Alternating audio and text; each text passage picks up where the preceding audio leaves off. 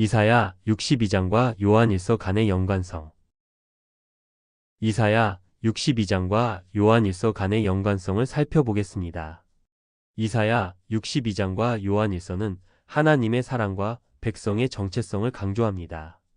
이사야 62장은 하나님이 예루살렘을 새 이름으로 부르며 회복하실 것을 약속하고, 요한일서는 하나님 안에서의 사랑과 빛의 공동체로서 믿는 자들의 본질을 조명하여 구속과 관계성을 연결합니다.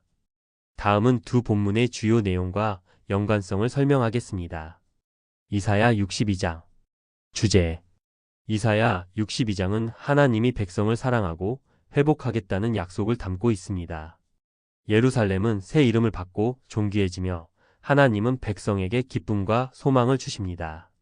백성은 하나님의 영광 속에서 안정과 구속을 누리며 하나님과의 관계가 새롭게 확립될 것입니다.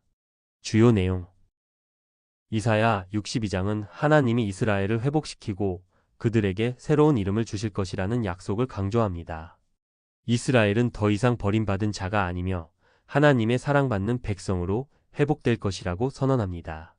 이 장에서는 하나님께 지속적으로 기도하며 그분의 약속을 기다릴 것을 권면합니다. 이는 하나님의 구원의 역사에 대한 기대감을 나타냅니다. 하나님이 이스라엘에게 영광을 주시고 그들의 기쁨이 될 것이라는 메시지가 강조됩니다.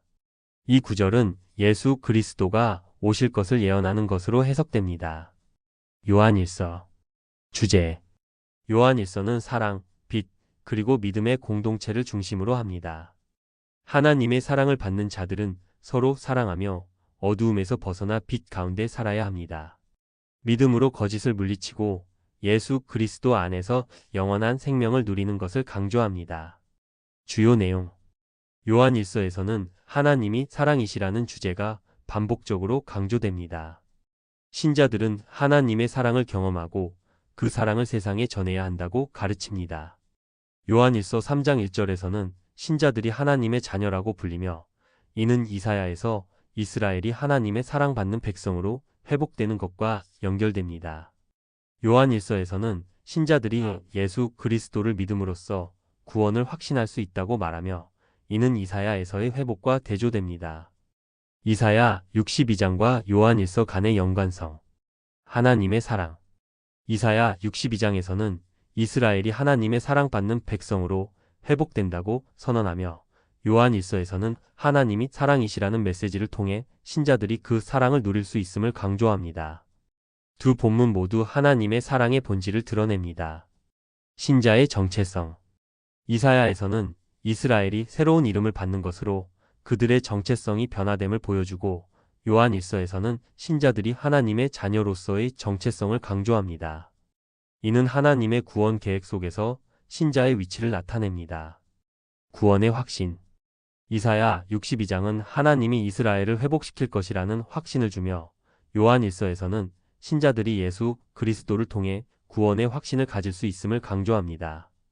두 본문 모두 하나님이 주시는 구원의 확신을 나타냅니다. 기도와 응답. 이사야에서 기도하는 중요성이 강조되며, 요한일서에서도 신자들이 하나님께 기도할 때 그 응답을 받을 것이라는 확신이 있습니다. 이는 신자들이 하나님과의 관계 속에서 기도하는 삶을 살아야 함을 나타냅니다. 결론. 이사야 62장과 요한일서는 하나님의 사랑과 영광이 믿는 자들에게 어떤 의미를 가지는지 강조하며 서로 연결됩니다. 이사야는 하나님이 자신의 백성을 회복하고 기쁨과 새 이름으로 축복하심을 예언합니다. 요한일서는 믿음으로써 하나님의 사랑 안에서 빛 가운데 살아가며 서로 사랑하는 삶을 통해 구속의 완전함을 누리는 것을 강조합니다. 두 본문은 서로 깊은 연관성을 가지고 있으며 하나님의 사랑, 신자의 정체성, 그리고 구원의 확신을 통해 하나님의 뜻을 드러내고 있습니다.